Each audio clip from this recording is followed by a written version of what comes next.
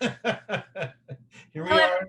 hello, everybody. I'm going to introduce our little show today. We're here for another episode of the Parlor Party. And today I'd like to introduce to everybody, thank you for coming, my special guest today, Mr. Jason Lethcoe. Hello, hello. Hello, Yay. party goers. So Jason is a world-class animator living here in Los Angeles. And we met some years back and reconnected during the crazy pandemic shutdown time. And it's just been a joy reconnecting. Do you remember what year we met or? Gosh, is it like maybe 6 or 7 years ago now? I don't know. It was a while ago. I think And it was the Steve Allen Theater, yes, one of the shows there. it was. I love Yeah, that place. me too. We for whatever reason there were a lot of animators coming around there. I figured it might have had something to do with the fact that we would do a musical concert preceded by Jerry Beck, animation historian, who would come and show a segment of like 45 minutes or so of vintage animation and also musical film shorts and these little bouncing ball sing-along things from the 1920s and 30s. Thank goodness for Jerry Beck. I mean, he is just a custodian of stuff that, I mean, it's a treasure that we have him because he's keeping stuff out there that I'm afraid would be lost in many cases, except for him. So, kudos to Jerry Beck. Yes. I'm grateful for him. I know sometimes it's the collectors and enthusiasts that have to do well, they do what they do out of passion and enthusiasm and ravenous appetite for finding things and knowing things and putting it all together. But then I know that he's trying always to reach the powers that be to repackage older animation and to share it, to put it out. Well, there's so much there that were it not for the preservationists would be lost forever. And, I'm a big Fleischer fan, and some of the early pioneers that helped develop this medium. It's not all just vintage Disney, which is great, but there's so much other stuff out there where people were stretching boundaries and being more creative than they'd ever been because it was a brand new medium. And I think we can take inspiration from that stuff now. Well, Jason, were you one of those kids? Jerry described that he would get taken to the local department store, and you could buy little packages of film, 8mm film maybe, and your family could put it on the projector, and that's how he would see that kind of vintage animation. It's so neat they did that. And I was one of those that, well, pre-internet, of course, whenever something came on TV, you knew you had to make a moment because you might not see it again. So you just try and study as much as you could, and then it would be gone. So, gosh, we have such resources now. We can find things, which is kind of nice. Exactly. I mean, I think sometimes people have said to me, Janet, I think that you appreciate all this stuff partly because when you were coming up, it wasn't so easy to find. Because it is true. I think we all had to really fight to find things. And like you said, maybe an old film would come on and, I'd be so fascinated. And then unless it came on again, or they happened to show something else by the same director or whatever, you had no way of finding anything. It was really. And there was nowhere to study animation really at that time. And there were a couple of schools, but I remember going to the library and trying to find anything I could.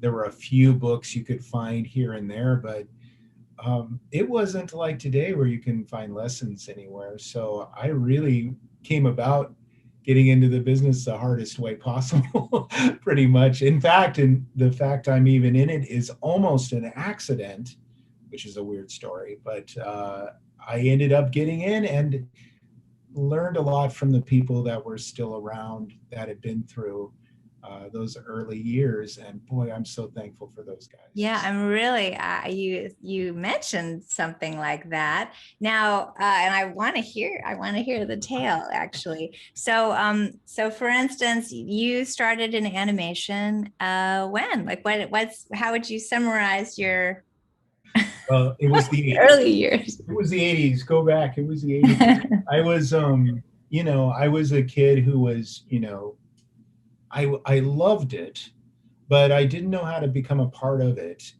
There were a few portfolio drop off instructions you could find via mail from Disney, but I happened to find someone in town that was willing to tutor little kids who had worked up in Canada. And I said, well, will you take a 18-year-old? He's talking 5 and 6 year olds. He said, but you should talk to my son-in-law. So I studied a little bit of in-betweening with him, got enough basics together that I submitted a portfolio to Don Bluth Studios, who did movies like Land Before Time and American Tail and All Dogs Go to Heaven. And they were kind of Disney's competitor, but I put a portfolio down there and it was put in the, I found out later, which is always a great morale boost. I found out later that my portfolio had been put in the do not call back pile, but accidentally got moved to the call back and take a test pile. So it was an accident. So I took an animation test, did my, concentrated till, my pores were pouring and everything. I was just in it, doing everything I could. And I went home that night and, I thought, well, I did all I could. And I got a call back later from someone who she was a great animator there. And she had said, I don't know where you studied. I said, well, I didn't really, I just kind of picked it up. She said, well, you have a natural ability. So why don't you come in and we'll just start you. And so I learned just by squeaking in the door and just trying to learn as much as possible while I was working. And this was after, of course, getting a call from Disney beforehand at 17. I was at home and I got a phone call. My dad said, Disney's on the phone. I thought, oh, great. I'd give them my portfolio and it was their recruiting manager calling to say, look, I just want to tell you, if you think a few smudgy attempts at life drawing is going to get you a job at Disney, you can forget it. In fact, he said, I usually recommend people to go to school, but in your case, I wouldn't even recommend it. So, pretty much don't even try, kid. And I hung up the phone going, he called me to say this. And my dad said, look, if you really want this, don't let anyone tell you no.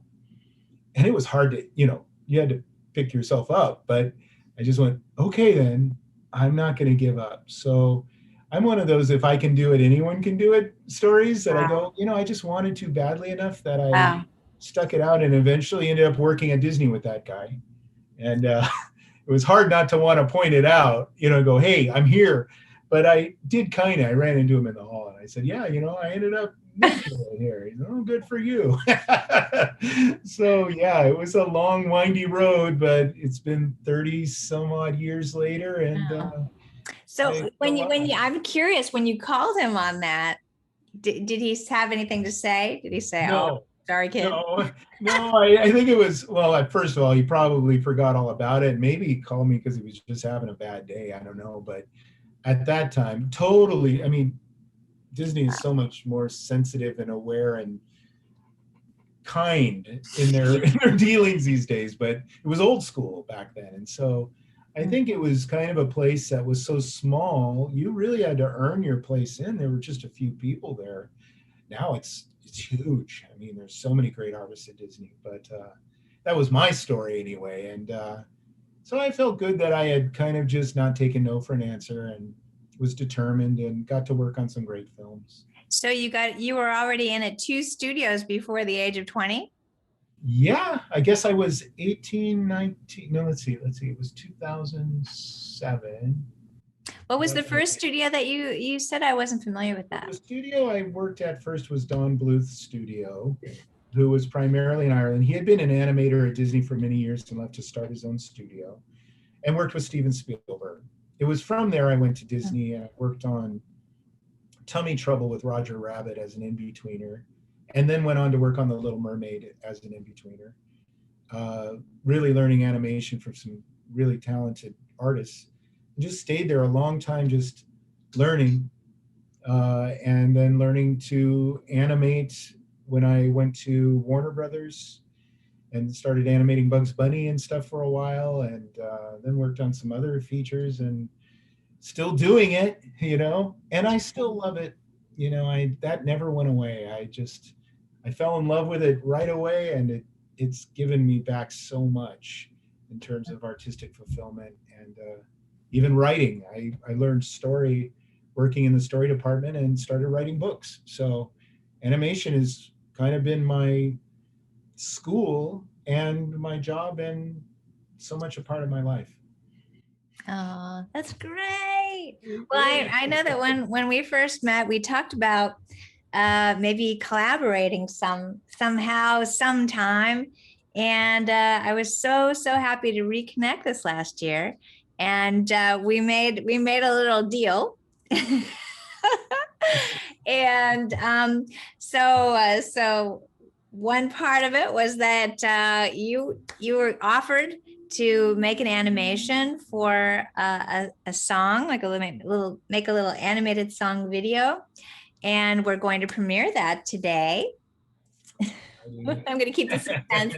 And then the other part of our arrangement was that you told me about a personal project that you've been working on for many years called Pipe the Pelican, and you shared some things with me on pipe and said that part of the pipe dream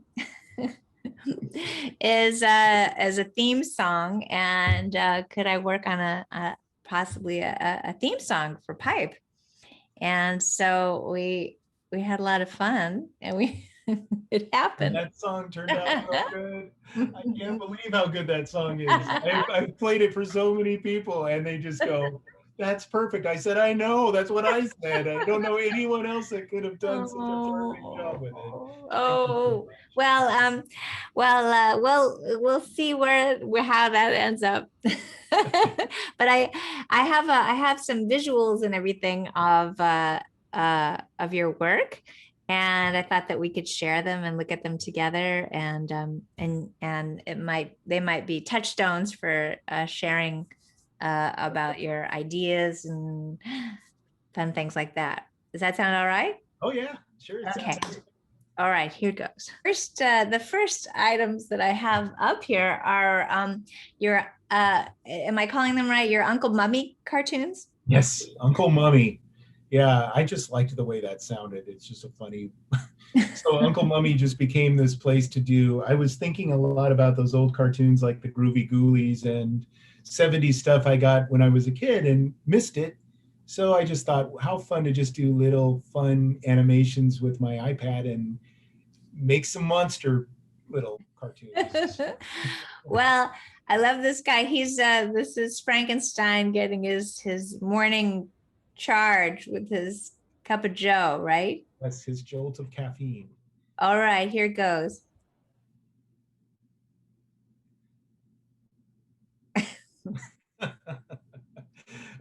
If only it works that well, but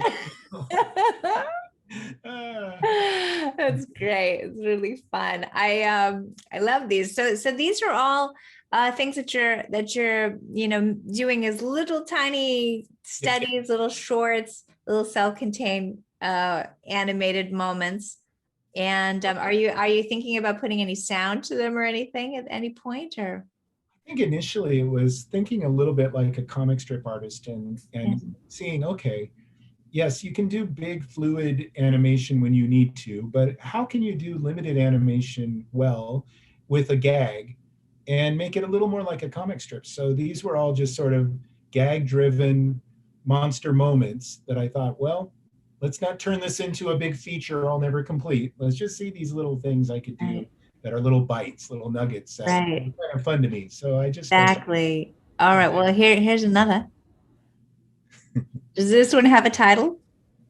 I can't remember, but it's it was a weird idea, but I liked it. So Here goes. I think it was called Bad Hair Day or something.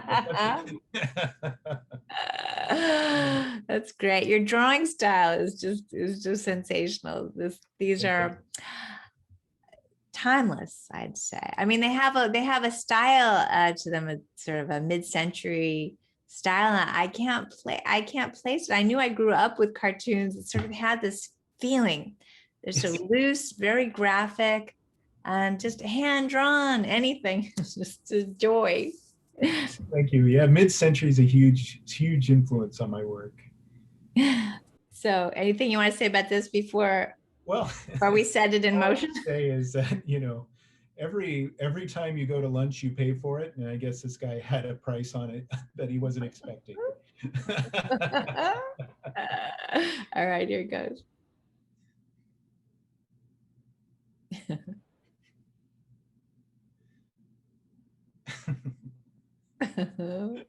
Oh, there's so many He wasn't great. too happy about that sushi choice. There was so much expression between them, Yeah. including that last little bit of dejection by the sea creature. A little bit. And maybe, like, how could you? Yeah, I'm disappointed in you. Yeah, that's true. These were also an experiment to see how much can you communicate without dialogue and just expression. And it's a great way to try to stretch that animated storytelling and say, can you get enough of this just in the character and how they feel without saying anything? It's a fun challenge. I think Pink Panther did that very well, actually, those old cartoons. Wow. Oh, I love the use of music in those. Yeah, they were great. Yeah. It's like, wow, did they have Henry Mancini on that cartoon all the They time? did. Well, I don't know, but it sure had that feel, That didn't it? theme. Yeah, it was great. Here goes. Here's the next check. This is really. Is this something you had happen to you as a dad? A little bit, yeah. We had to take your pet to school day, and I remember my son forgot it was that day, and so he showed up without a pet. And I think his mom and I have felt guilty ever since. So this was sort of exercising that demon a little bit. Here goes.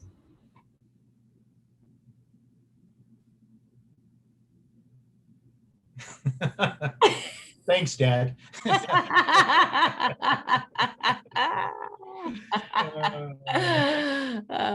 So fun. Love it. Oh, this one is Oh, yeah. absolutely, this Commentary. is. No, say that again. It's a commentary. I think it's sort of an indication of sometimes looking around and going, wait, why haven't I seen anybody off of these devices in a while? So it was kind of like, all right, maybe the phone's gotten taken a little too far. This one, this is just fabulous. Hold on, here he goes. Here goes.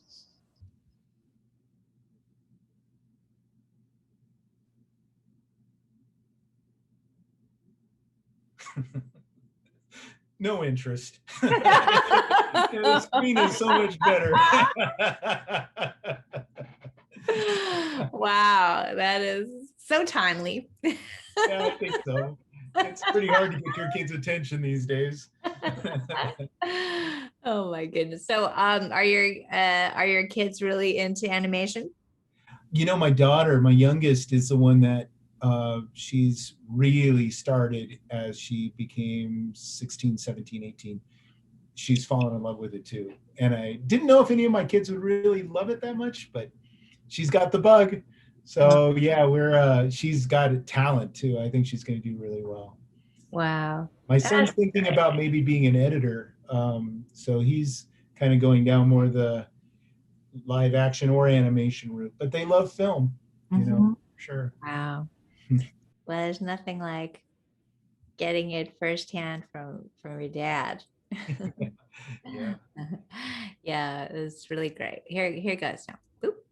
So here's some drawings that you shared with me, and tell me about these characters, Soup and Crackers.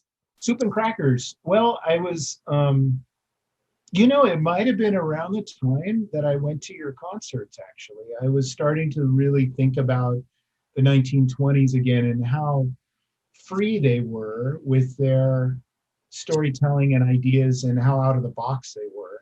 So there was a character just popped in my mind, a cat named Soup and his girlfriend Crackers. And I thought, well, in a Fleischer world, what would be some springboards, just some ideas that might be worth exploring? So I just did a bunch of still pen and ink, spontaneous sketches with those characters and gave myself sort of freedom to say it doesn't have to be linear, could be anything, just draw what comes to mind.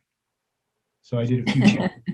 I don't know why Mystic Mouse is telling a fortune, but there's something with a skull and a horn on it that needs to be discussed. So I don't know. This is really, really great. I love it. Love it. Gee, it reminds me a little bit of Ignatz and Crazy Cat.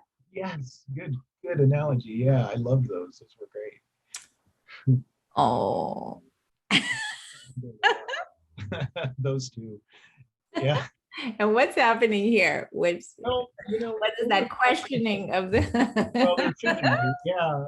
In the Pipe the Pelican universe, which basically started as a stream of consciousness, Fleischer-esque journey where I just figured I want to take it.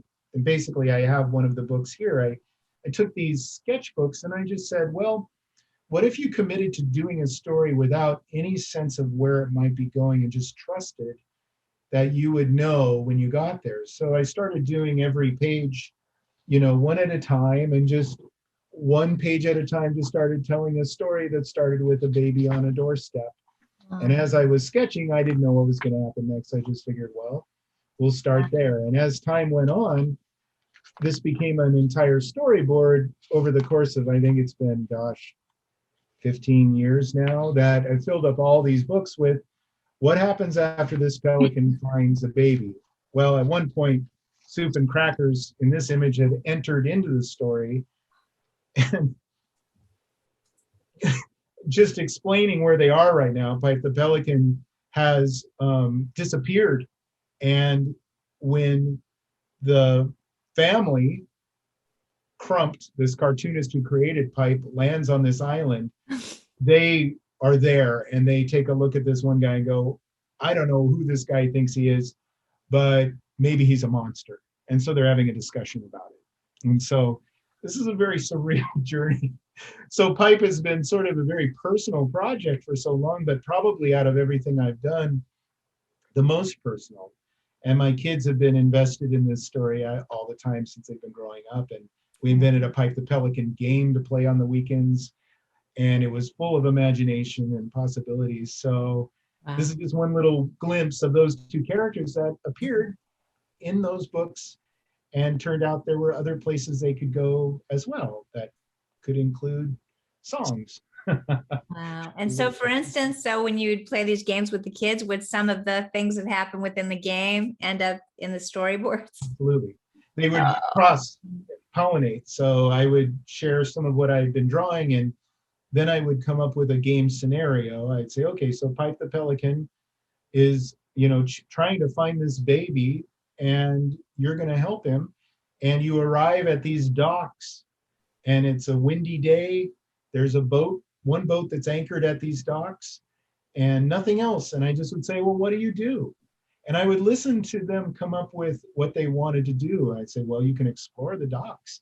And behind a little notebook, I just had written a few notes, and I just basically let them start to imagine what might happen next. And I had a dice that I decided number 1 to 3 was yes, and number 4 to 6 was no. So if they decided, can we do this? I'd say, well, let's find out. We roll the dice. No.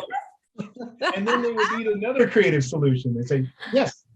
Oh, So that's can great. I sprout wings and fly? Let's see. Yes.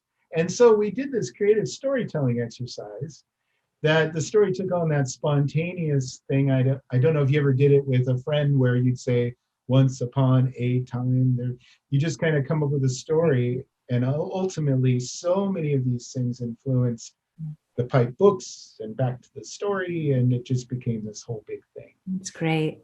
I think, well, I'm actually obsessed with like the surrealist games and just those kind of those things where you incorporate chance into the creative process. I love that. And How do you mean? What kind of surrealist game? oh, well, we're gonna have to get together. Okay, because that sounds really good. It's a little bit hard to explain, but I think everybody is familiar with Mad Libs. Oh yes, sure. And at a certain time, in the 1920s, there were art movements, the surrealists and the Dadaists, Yes. and there were poets that were messing with cut-ups, where you'd take things in the newspaper or whatever, you'd cut it to pieces and then just rearrange it. And a lot of people actually have done these things with those refrigerator magnets, or, almost every kid has played Mad Libs, where there's this chance element. So it's that thing where you're toying with the right and left brain. So they say that your left brain is kind of your more the literal part of your mind. Yes. And did you ever do oh gosh, I don't know if I'm going to remember her name right, but the lady who wrote the book about drawing from the right side of the brain. Oh yeah. Ah, Yeah, I can't remember her name, but yeah, I'm familiar with it. That was around the time they were doing artist journey sort of books as well. Yeah. Oh, well, see, I'm not familiar with that, but the thing is that what she points out in her writing is that, let's say, if spontaneously somebody asks you to draw a boat, most people will probably draw a symbol of a boat, and it might very well be the same symbol of a boat that you would have done when you're about 7 years old. Yes. So there's a lot of difference between your left brain telling you, here's a symbol of what you're trying to do, and looking. That's right. And because in the looking, if you slow down and, kind of just make yourself interrupt the part of your brain that says, oh, this is how that works. This is where that goes. The nose goes in the middle and the mouth goes here and the shape is about like this or whatever. And you just cut all that out and get into the realm of just seeing. There's so many surprises there. Oh, that's so good, Janet. Because, and we haven't gotten to really talk about this before, but one of the things that I think has been missing a little bit in the approach to animation and storytelling in general is allowing for spontaneity. Things have become so produced with so many people weighing in out of fear that sometimes you've taken a project and narrowly defined it. But if you really allow yourself to expand your mind and allow for happy accidents, Right. I think that's where the best stuff is. I think so. I mean, creatively, what's wrong with trusting the process rather than having to second guess with your left brain the process all the time, analyzing? Is it, even with CG animation these days, so much of it is about, does every pore on that person look perfect, and is every hair in place? It's like, no, why don't we go with something a little more raw, a little more personal, and maybe get an emotional connection that's not manufactured? Yeah, the crazy thing is that the definition of what animation is a perfect place for nothing to make sense. For you're going against gravity. You don't have to deal with that. You don't have to, you don't have to make it look like something in the camera does. It could, that's the fun of it, is, and they started that way. you make flaws yourself because it's your own world. I love that. And I think it's worth reclaiming, because when a clock can come to life or a dog can talk, this is a world where you don't have to employ such strict logic. Right. Let's have fun. Right. Or let's say, there's a lot of writers that have sort of created their own their, the own rules of their planet, or their, this world that they create. And in fact, sometimes they make their own maps and geography, and it's like, this is a perfect place for you to make up all the rules and experiment and go against all the sensible things. I did notice here, I'm gonna go on and show more of your drawings while we're chatting, but the thing is, I love the liveliness of getting to see an artist drawing, just because it's all the freedom is there, and nothing is, you're not putting too much thought in, once you get into, coloring and doing other things, it's a different kind of work. And this, everything that you see in a drawing is just like it's spontaneity, and the idea and the sparks and the action is almost, starting to bake itself in.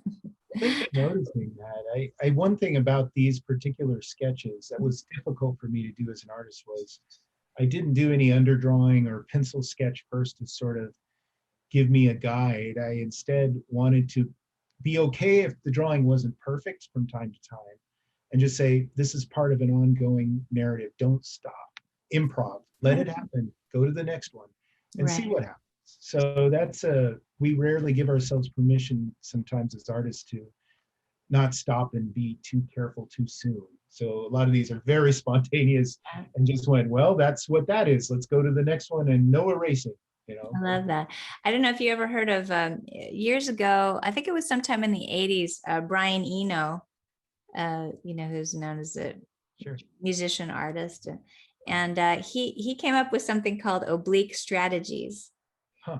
And in a way, it was a little bit like these surrealist games, in that he would just came up with these cards with just odd tasks to them, like turn it upside down, or throw it over your left shoulder and ruin the half of it, or whatever. He had all these little task instructions, usually very simple, but he kept them in a box, and just when he was stuck in any way, he would just go to that box and pull out a card and follow it. And so it's just kind of a funny kick in the butt kind of thing to unstick your head, from overworking something, or, and sometimes it's like, step away now. Right. Sometimes that's the best thing to do. Just go take a walk. I think that was one of the first soup drawings I did, is if his name's Soup, then they must need it. So what would happen if he forgot to buy it? Did he fall in love with it because he loves it, or why is he named Soup? And I think it just led to a super. Oh, does he know his own parents? I don't know. You haven't solved that. I have a feeling that maybe he was lost in a soup factory and never saw his parents from a little kitten, and he's grown up around soup, and that's been his main comfort and security, perhaps. I know, it's like life always has those mysteries, Yes. Where have I come from? Why did my parents give me this name? Or your caretakers in the case of a cat. Yes. Your mother doesn't get to give you the name. He goes, oh. Yeah, his voice started to emerge here as sort of as the story was going on with Pipe. It was like, wow, this guy is kind of a little hard edged. He's grown up, maybe, say he didn't have parents. He was sort of I had to fend for myself, and I didn't have time for too much emotional connection. So let's keep it light. And so Shelley, Pipe's girlfriend, Shelley Seagull, has just lost Pipe, who fell through the monster mirror, and never to return. His pipe is broken, apparently, and she's crying, and his response is, brother, what a crybaby. Not very nice. Oh, yeah. There you go. Oh. Oh, yes. Soup flies the coop. This was kind of a pun, I guess. Oh, he grows up in the soup factory. Is this what goes on at the soup factory? It could Are be there where we chickens get our involved? where we Oh. get our chicken soup. I'm not sure. Oh, I just love seeing these. What is happening? Yeah, I don't know, but Sue got a new brain. I guess maybe he needed to learn a little compassion for the chickens and had to switch shoes for a little bit. But that was another springboard of what would happen if you changed brains with a chicken. Interesting. I could make for some interesting adventures and stress. I wasn't sleeping much when I drew this one. An ode to being up at 2 in the morning.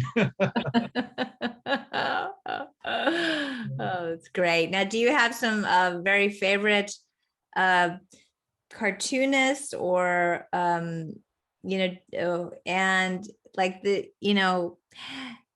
I wonder how often it is actually when a cartoonist actually segues into being an animator, or I guess making those deals maybe to have something licensed for animation.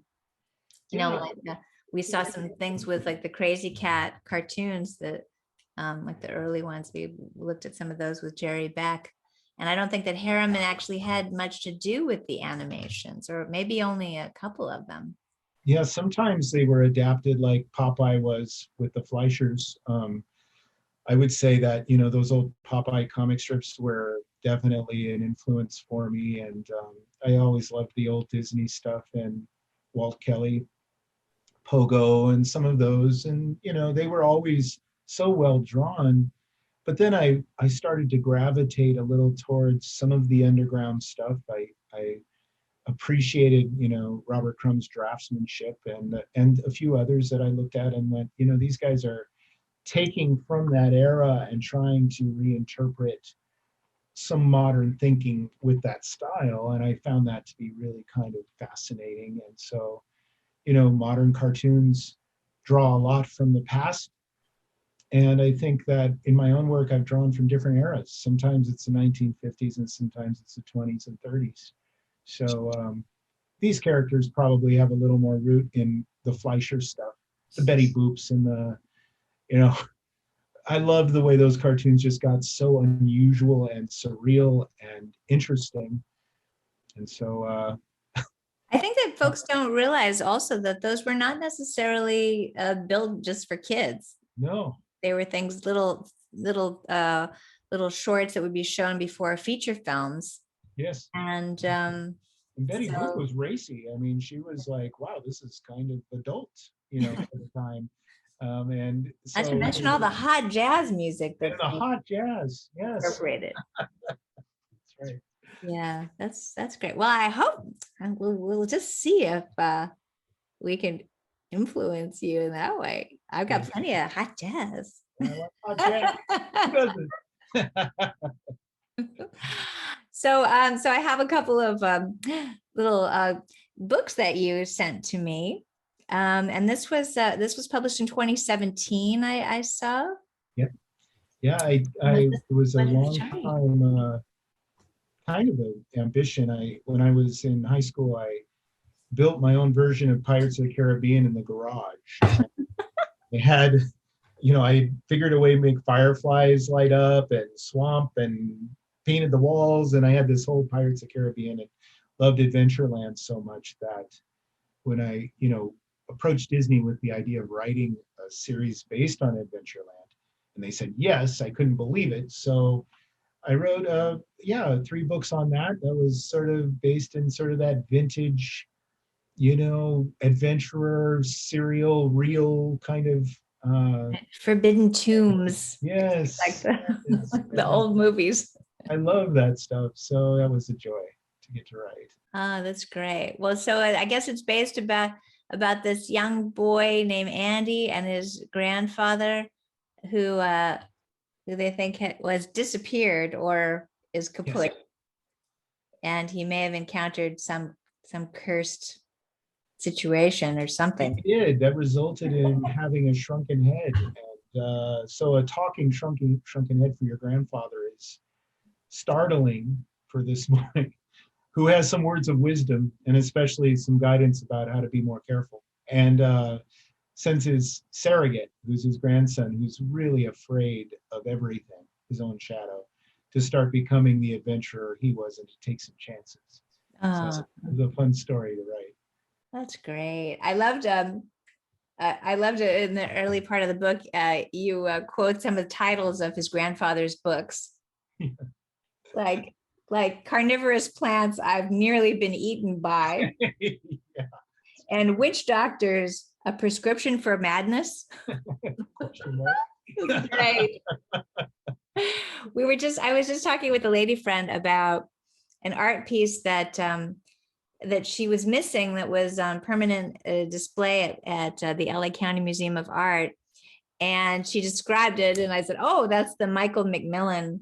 Uh, uh, uh, it's sort of a installation piece, and it's like walking into a garage. Do you remember that? No, I don't know that one. Oh, I think you'd really love it. Well, they at a certain point it was taken down, and they informed us that it's now going to be on display again, like starting next month.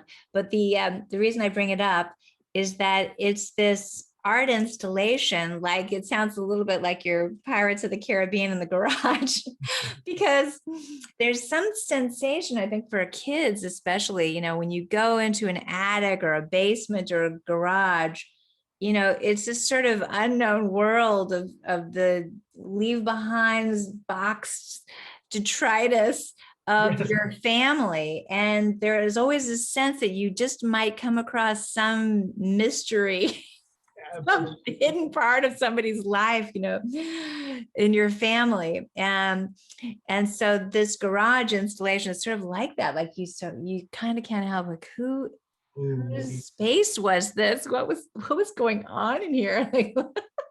I think a garage is one of the most creative spaces there are. I've got a couch out in mine that, I mean, it's got all the regular garage stuff, just, you know, but also a little lounge area to sit and just absorb the chaos. And we need that. We need the jumble sometimes to go, wait, that connects with that. And where did that come from? It's fun. Yeah, I love that. I always say I'm not that kind of a minimalist type that like just a total clean slate. I really love having a lot of things to muse over, or, just maybe a just distraction. But it's also there's so much seeing Yes. and thinking that comes about Well, from, my you know, wife has this beautiful, she's got this, she dresses very 40s, she's very, very beautiful woman, and she tends to decorate with the eye towards design. So, which means a lot of non-clutter. So when I need my clutter, I'm in the garage. I absorb the clutter. yeah, well, it's good to have our places to go as well. And also, like in my family, my mother calls it visual peace. Visual. Sometimes you need spaces for visual peace just Yes, as much as you might need, it I just like is a both. breather from the Time. chaos theory. So, oh, let's see. Now here I've got some other things leading and back into some more movement pieces that you showed me. And this is really showing, it's a setup. It looks like what you have behind you. Yeah. Um, Amazing. right. So it's a little bit of how you take those drawings and start to think about them moving. Yep. That's Wonderful. the old school way. Yeah. And sometimes it's so soothing and meditative to do that in traditional form. Although now you can do a lot of it on an iPad as well. But there's something about the tactile feeling of paper. And that particular scene is interesting because during the pandemic, if I go back here, I got inspired. I started thinking about dreams I got on this whole thing, Janet. I was like starting to do research into lucid dreaming. And so I decided at one point during the pandemic, because it was such a weird time anyway, start taking my dreams and then doing a story just for that. So I wrote this book during the pandemic just to do on my own. And it was all about that character, what dreams are, and then the dream I had, and then a free Wow. associating a story with it. Wow. And it was such a great exercise in, because I figured if we're sleeping 8 hours, what are we doing but going on an adventure that should be recorded? So if you take it and you try to make a narrative during your waking hours, you get to work 24 hours a day. Productivity. So Yeah. did you find that you remembered your dreams more so when you started to kind of exercise and focus on it a little bit? Yeah, Or definitely. did you find yourself chasing it? Like, oh, darn it, I can't remember. It was really good. Oh, sometimes, but usually if I woke up with a notebook by my bed, I would immediately hang on to what I had seen. I had this dream about something called the Hex Feet, where there was a witch's cottage and these giant silver domes with feet sticking out of them in the ground, that this witch was basically saying they can be called upon when needed. And that became the story, was this kid entering that world Wow. who goes, why am I here? And the witch says, you'll find out, but when you need them, you can call on the Hex Feet. So it became a little mini adventure. I decided to just print it up and make like 20 copies. And then I made this was crazy too. I decided that what I needed was a album. So I went in GarageBand and I created a hypnotic album where I narrated myself to sleep so that I could fall asleep to this and go into the dream so I would contribute to the story. It was a fun experiment. It was Did taking it work? You could actually go back into the same dream? not always, but what I did was I went into it with the idea that Wow. whatever I see here is being influenced by this record. I put the music by Froman Freen. I guess that was the name I thought of at the time. But I got these 40 That's cards great. made All and just said, right. okay, I'm going to just use this as a hypnotic dream adventure album. And boy, was that fun. That's great. That's really great. Wow, you are following your dream, Yes, literally. literally. That's wonderful. Well, here it goes. Here's some more little moments where you mentioned being an in-betweener. Yes. And so did that mean that you were being employed by somebody else where they're giving you kind of the main gist of what's happening, and here it starts and here it ends, and you figure out what happens in between, or how to make all of the movements look continuous to get there? Well, when I started, an in-betweener basically would work with an animator who laid out, you know, pose A, pose B, and pose C, and then you would fill in according to this little chart. Mm-hmm. Make sure the movement in between here goes between those poses. And it was a great way to learn movement because you learn that, if hair moves, it doesn't move stiffly, it might flop down like this. And you had to make sure it did the drag in between so it would fall correctly. So it taught you a lot of the physics of movement. Mm-hmm. And of course, the animators are merciless in telling you, no, that's not the way I would have done it. It's like this. So you learn through your drawings being corrected or redone, and eventually you start to get a sense of, oh, so animation, every drawing's important, not just one. It's all the drawings working together. I realized I became friends with Tom. Well, he goes by Tom Foolery, and he approached a couple of projects that we were working on in this way that I just wasn't familiar with. But I guess in your line of work, it's you really make a style guide for your character.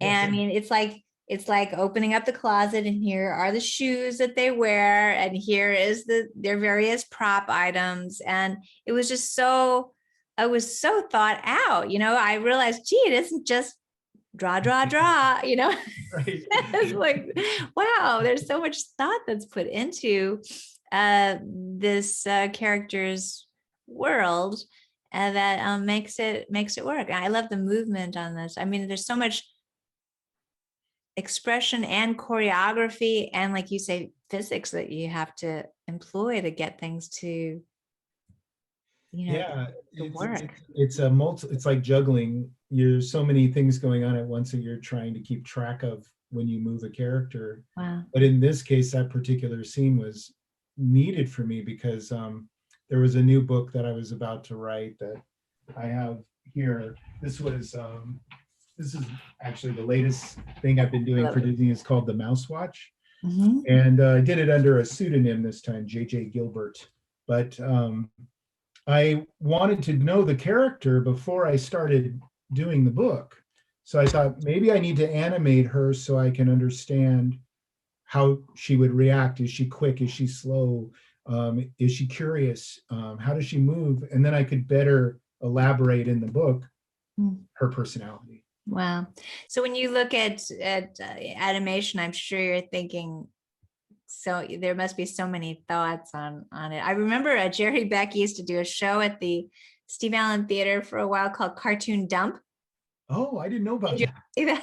Oh, that sounds fun. It was so fascinating because the whole idea was to show all these sort of kind of really bad cartoons, or so bad they're good kind of thing. Oh, neat. And what you realized looking at these things, because I'm not an animator, so it's like, oh yes, I didn't realize it, that actually the more movement there is in these things, the more money there is involved. Yes. And so for instance, some of those, what was it, Clutch Cargo or something, where a character is hardly moved at all except maybe their mouth or whatever minimal movement they could do. So when you see animation that has very little movement, but they're trying to come up with cheapy ways of keeping it rolling. That's right. And there were success stories like early Hanna-Barbera, Yogi Bear. You can do limited animation well, or like Clutch Cargo, let's just see if we can take an actor's mouth and superimpose it on you. Yeah. Not very good. But it's creative in its own. Gee, sometimes economy can force you into something creative. I agree, definitely. So here's a few more of these drawings kind of come to life. Woo. This was challenging because it was like, can I animate two characters at the same time doing choreography and try to do a dance in a sense? But it was kind of a fun challenge. And do you ever do rotoscoping to just to stare at movements in real time and all that? I only tried that. I was working on a Bugs Bunny commercial with Michael Jordan back in the 90s that we used rotoscope. Basically big blowout pictures of Michael Jordan and drew Bugs Bunny next to him playing basketball. But I haven't traced actors yet. Mm-hmm. But it might be fun to experiment with someday. Interesting. This is a really neat sequence. Dances are fun. Yeah. Oh. Oops. Oh my God. Oh. Oh, the guilt. Oh no. Oh, flaws of. Sometimes just, on a weekend where you're feeling like drawing, you just do a little test like that just for fun. And a lot of these are that. That's great. It's so fun to see these. Yeah, this poor kid scrubbing these giant soup vats with a toothbrush. Oh. And, unfortunately, this taskmaster saying get back to work. And I don't know what was going on with my deadlines at the time, but it must have influenced what I was thinking. Get out of the pot.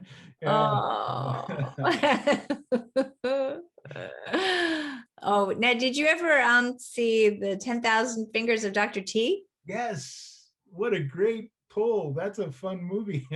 Wow, I just love that. I think that there must have been a good story behind what did finally get animated by Dr. Seuss and maybe what didn't, or if there were certain, if there was a reticence on his part or the Yeah, estate I about wish that I sort knew of thing. more about that. I mean, he was such a great artist anyway. Um, Yeah, I think that movie is so underrated. oh, I love it. Like, And not again, everybody knows about it, and I think it's just such a classic. creativity. Talk about creative. These are the ones that I really love. Movies like that. It's really cool. Well, your dream kind of reminded me a little bit of that. Very surreal. And to make certain that everybody understands the British play, we will do the play with American subtitles. In the National League, the Cubs edged out Milwaukee 2-1. The Cards were taken by the Dodgers 6-4, behind the 3-hit pitching of Don Newcomb.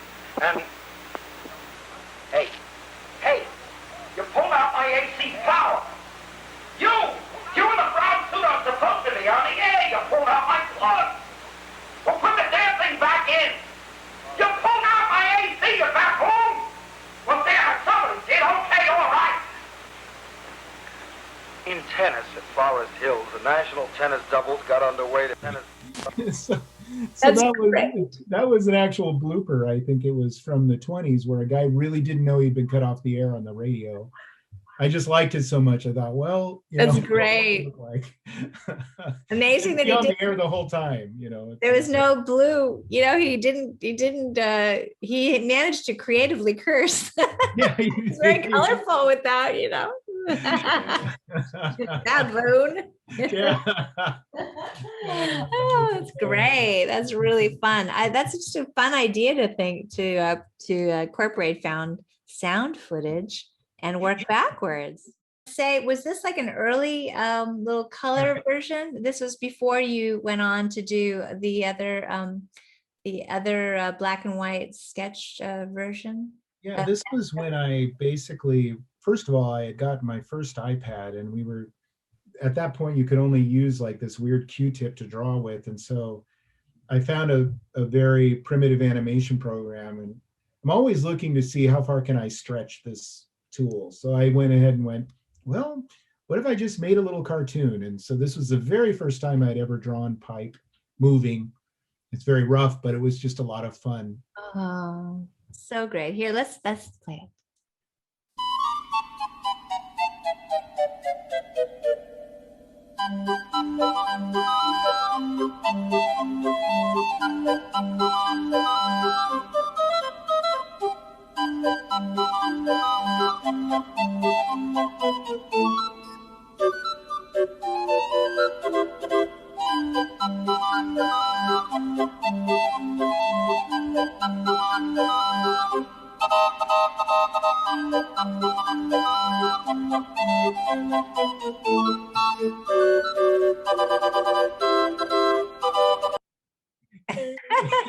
Yay! It was, I think I did that in an afternoon. Oh, And I wow. just went, I'm going to just play. And it helped, again, this whole process. I'm trying to constantly free my mind so that I can just move forward. And that was a great learning tool for, oh, wow, I could maybe start learning how to do cartoons with this thing. Oh, that's great.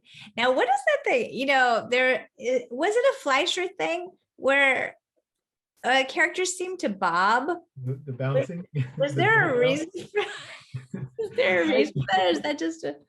I don't know who walks like that in real life, but I'm something very happy about doing it. Like this. I might do that. Yeah, okay. Bobbing along. That's right. Red Robin is. Oh, some of the still drawings from Pipe the Pelican. Mm-hmm. From the sketchbook that was just, let's sit down and start drawing and see where it goes. All right, let's look at some of these. Oh, so now Pipe is a character who doesn't make a sound. Nope. He expresses himself just through the bubbles. Glad he has his means of expression. Yeah. Yeah, that's for him. And, you know, obviously this is sort of a classic scenario, baby on the doorstep. And, I love this. This seems like a silent movie title card. yeah, I think You it get a was in my close head up at of that point. you see the character reading a letter, and then you get the title card coming up to tell you what's in the letter. Right, right. Oh, and of course, it's so poignant. And why she left a human baby with a pelican, I have no idea. Yes. And what was on that calling card? It said Sprocket.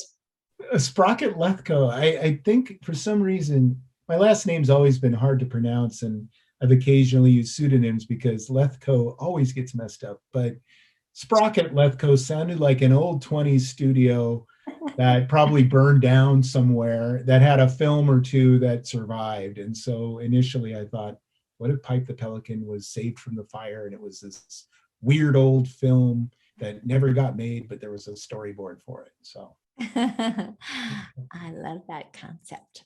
so he decides not to keep the baby because he's freaked out. He's crying, and you know, what do I do? I'm just a pelican with a bubble pipe. I'm not ready for this. Oh my goodness. So the baby gets swept away on a moving sidewalk. It's like you made the wrong choice. You should have just taken care of the baby, and the baby got swept. Oh. Oh no. Oh no. Oh. There he goes. And Oh. now you got to live with that choice, Pipe. And then he decides to go in search. As he goes to search for the baby, he runs into Brunch Noon, a talking signpost with 5 arms that for some reason, you know, has seen the baby go by and is philosophizing about, well, you could do this or that, but it's up to you and it's going to be a tough choice. And Pipe has to decide, is he going to go back and give up on this crazy quest, or is he going to press forward?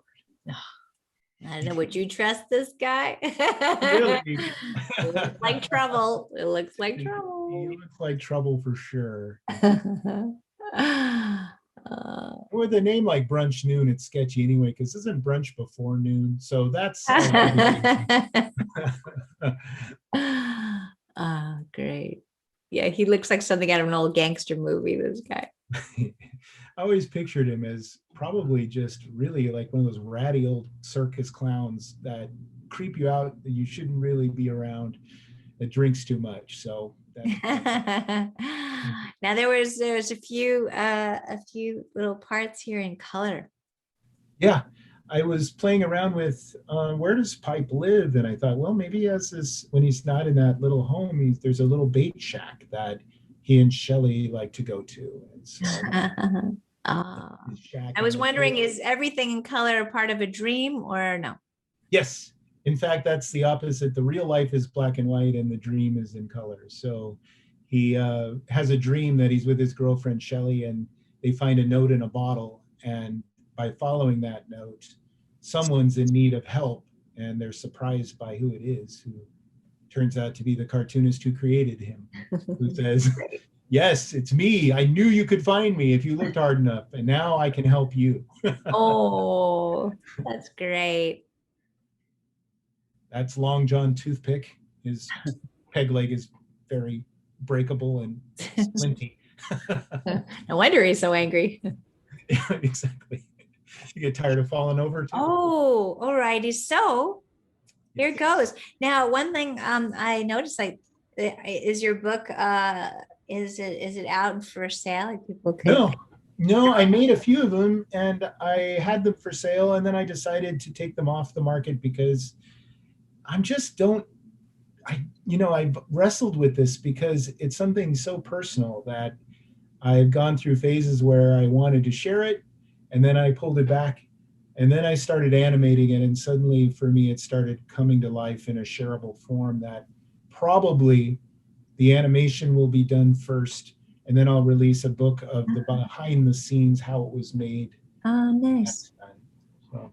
Beautiful. Well, I think it might be a good time to show. Now, is this the first episode? Is the only episode? What is the story on? It's Oh, the first of what would be several installments in an episode of Pike trying to rescue that baby that came directly from this. And we're just a little way in, but it was enough for me to say, okay, we're on our way now. So this is worth doing.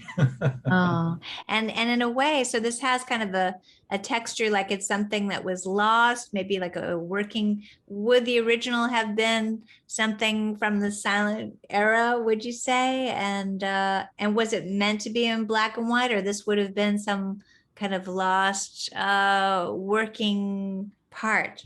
Well, I liked the idea that somewhere this film had been started and it was still in pencil form, but that occasionally you would see glimpses of color, and that it was one of those incomplete films that had eventually been completed, but that the episodes, as discovered, would eventually, with each one, lead you down a rabbit hole with certain possible clues in each episode that lead you to some place that the creator needed you to find, because it was telling the audience a lot about his life story and this treasured film he had left behind, so, and why he did it. So kind of in that keeping of, trusting your stream of consciousness that came out, and I just have been following that ever since. So I like the idea of seeing some process in this, so you could see the pencil and you could see the textures and see what it might have been, sort of a glimpse into who was this guy and what was he trying to do with this amazing film. That was my idea. Wow. All right. Let's take a peek.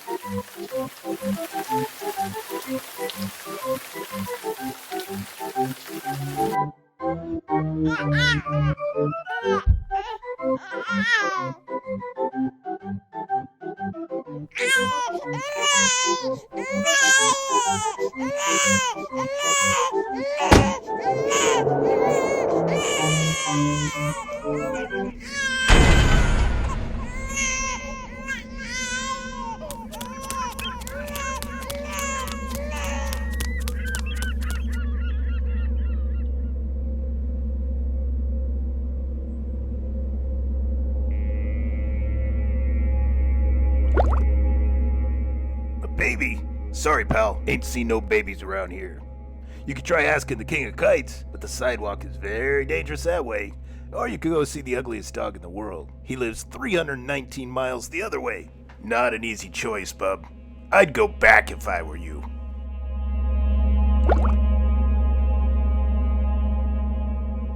Tell the king Brunch Noon says hello.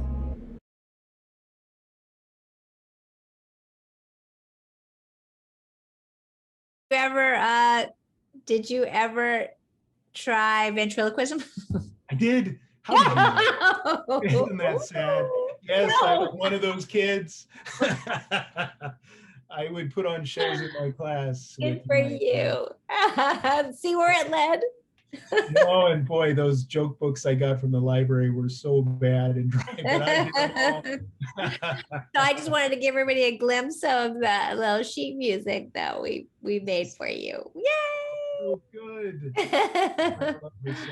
Oh, and thanks to Randy Waltz. Oh, what a great job he did too. I know. I'm lucky to be surrounded by smart folks. And creative. Woo! Well, so, we're coming up to, we probably, should round the corner. And of course, I let everybody on to say that part of our collaboration resulted in a musical animated film short. And it was for the song That's Love. And I love the something that I recorded with the band a while back, and so it all comes full circle because we have soup and crackers are appearing in this thing. Yes. So I'm so very excited by this. So here's some still drawings from this most recent project. Yes, indeed. Oh, I love this. So, and here's a little bit of movement. There's a little preview. Early on it. tests, yes. Yes. Oh, I love this. I think he's in love. Yes, I think so. Look at that. Now, did you change his expression on it? Wait, I would look just once more. Whoop. Oh, whoop. Oh no, he was grinning from the beginning. I guess she remembers him best with that smile. And what is he thinking? It's, Yeah, he looked like one of those lookers. You might be dangerous, but can't help it, such things. He's got an itch. Oh, so it is all about love. It is, absolutely. And put a lot of love into it too. Oh, and this is just so, I love this little test right here.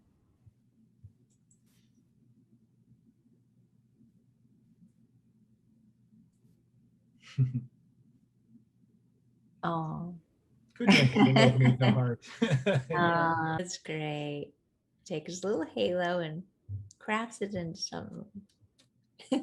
I think what was neat about this is the idea that love starts off as a dream, and then through understanding love and relationships, you can find true love. And in its light way, I think that was the underpinnings of your song and the video, is just what is love, and then showing what it can be, and that hopefully everyone can find it if they're looking for it.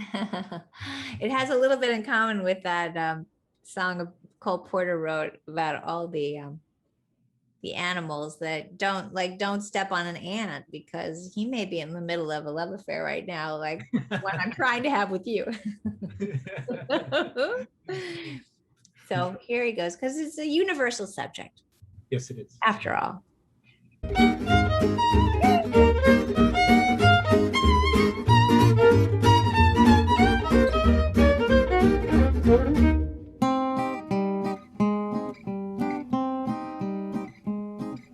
Some time ago, a sad-eyed girl got up and asked this question: what is this thing called love? Nobody got up to answer the sad-eyed girl who asked that question: what is this thing called love? I'm not like the rest, she has my sympathy. I'll answer to the best of my ability. When a bull looks at a cow, says eventually, why not now? Ladies and gentlemen, that's love. And when two cats upon a fence say we're in love, so let's commence. Ladies and gentlemen, that's love. And when a married couple has owned a pot and still they're singing and cooing, brother, they've got that. When a rooster tells a hen, don't forget 2 out of 10. Ladies and gentlemen, that's love. When the toucan at the zoo do what only two can do, ladies and gentlemen, that's love. And when a hippopotamus does what nobody dare discuss, ladies and gentlemen, that's love. It just goes on through nature, no one's to blame. And if you ask professors, they say the same thing. When a porpoise and a whale find the time to love for sale, ladies and gentlemen, that's love.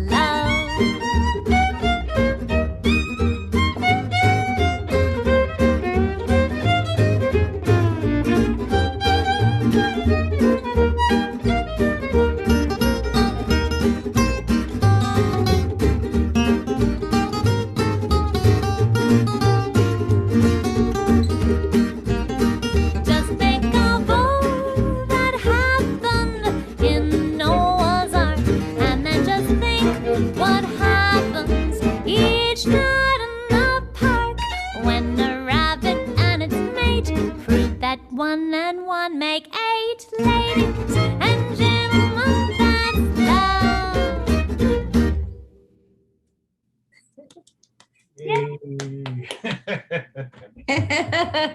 The premiere. Yes, it's so fun. Oh, thank you, thank you, thank you a million times over. I'm so Thank you. thrilled. You just made that such a pleasure to do. It was so It much fun. exists. And thanks to all the Parlor boys. So nice to be back with you and just spend this afternoon together and just get a little glimpse at your good work. And I love hearing about all of your processes. We need to have some of those fun parlor games going on because I really like anything that challenges the imagination and abstract and bringing things together. So it sounds like fun. Well, I feel like this just our little challenge to each other to, take on a little side project. It's a little bit like that. So anytime, I'm so excited. Yeah. Well, thank you, Yes. Janet. That was so much fun. And yeah, gosh, more. I just I could definitely go on, but let's wrap it up and call it a parlor party. And we've shared it, and we'll just have to continue the conversation. I agree.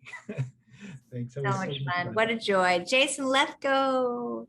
Bye. Yay. Where can people find out more about you? Well, I'm going to direct people after this is done to your Instagram. I know that's one place.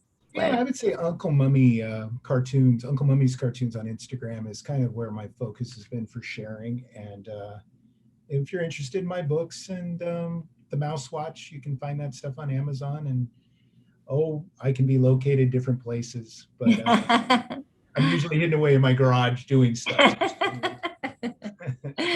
And we're glad about that. All righty. Well, thank you so much, Jason. This was a wonderful, fun day. Thank you, Janet. Take care. Bye-bye. All right. Bye. Waddle and Puff, we just can't get enough. 'Cause he's Pipe the Pelican, doesn't say a word. Burble and burp, unlike those other little flirty birds chirp. All on Pipe the Pelican, with Bubble Pipe and just his handy magic soap. He'll save the world and once more give us hope. You know it's Flash and Fizz, no matter just how busy he is.